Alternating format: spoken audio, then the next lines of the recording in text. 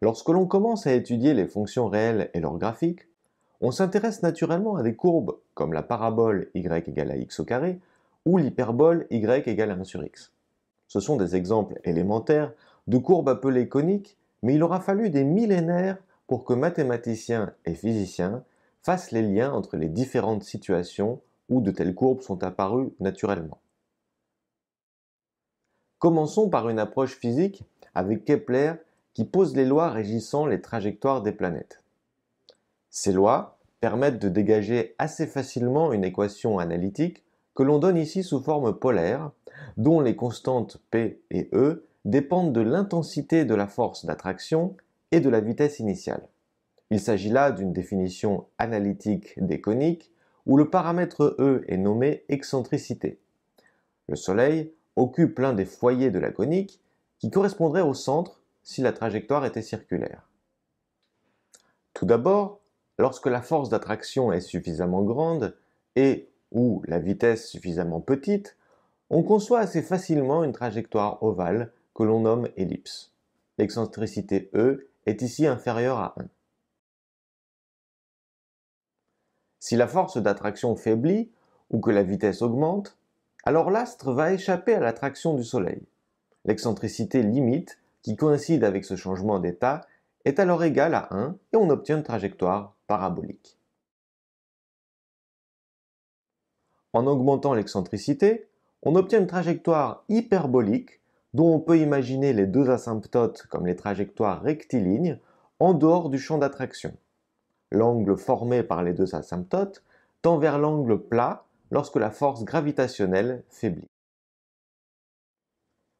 En se plaçant dans un système de coordonnées cartésiennes, on obtient des équations décrites par des polynômes de degré 2 en x et en y.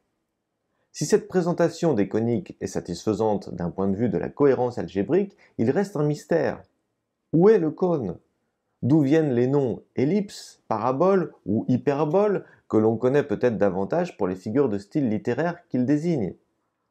Pour répondre à ces questions, il nous faut balayer l'histoire des mathématiques depuis la Grèce antique jusqu'au XIXe siècle. À cette époque, pas d'équations algébriques comme on les connaît aujourd'hui. Il faudra attendre plus d'un millénaire pour qu'elles émergent. Les mathématiques de la période hellénistique font la part belle à la géométrie et nos courbes apparaissent comme des sections d'un cône. On peut commencer par réaliser un croquis à main levée. Puis, grâce aux outils graphiques modernes comme WebGL, on peut créer une image de synthèse et même la paramétrer et l'animer comme nous allons le constater. On coupe un cône selon une section plane comme on pourrait le faire avec un cornet de glace et un couteau. On regarde la forme qui apparaît. Sur cette première animation, on voit que les courbes dessinées en gras dépendent de l'inclinaison du plan.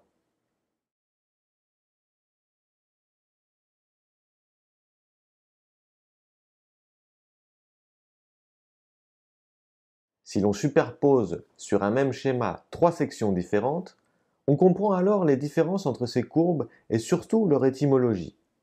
On peut même faire le lien avec les figures de style correspondantes en littérature.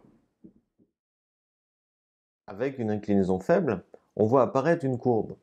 On reconnaît, dans le plan de coupe, l'ellipse que l'on a présentée dans les trajectoires du système solaire. L'inclinaison est faible. En grec, c'est l'elaipsis, littéralement « elle est en moins » ou « il en manque ». Lorsque l'inclinaison du plan rencontre celle du cône, on découvre la parabole. Les deux inclinaisons sont similaires et dessinent deux profils parallèles. En grec, la parabolée. Enfin, si l'on augmente encore l'inclinaison, on se trouve face à une hyperbole. L'inclinaison est au-dessus, au-delà de celle du cône. En grec, l'hyperbolée. On peut résumer ce que l'on a vu jusqu'à maintenant dans un tableau. L'ellipse correspond à la petite excentricité, l'angle faible de la coupe, l'omission dans le discours. Le champ lexical correspond. La parabole, elle, correspond à l'excentricité égale à l'unité. L'angle correspond à celui du cône, et le récit repose sur la comparaison. Enfin, pour l'hyperbole, l'excentricité est grande, l'angle aussi, l'image est exagérée. Mais on n'a toujours pas répondu à la question principale. Quel est le lien entre le point de vue des trajectoires issues des lois de Kepler et les sections des cônes? Pour cela, il a fallu attendre plus de 2 millénaires.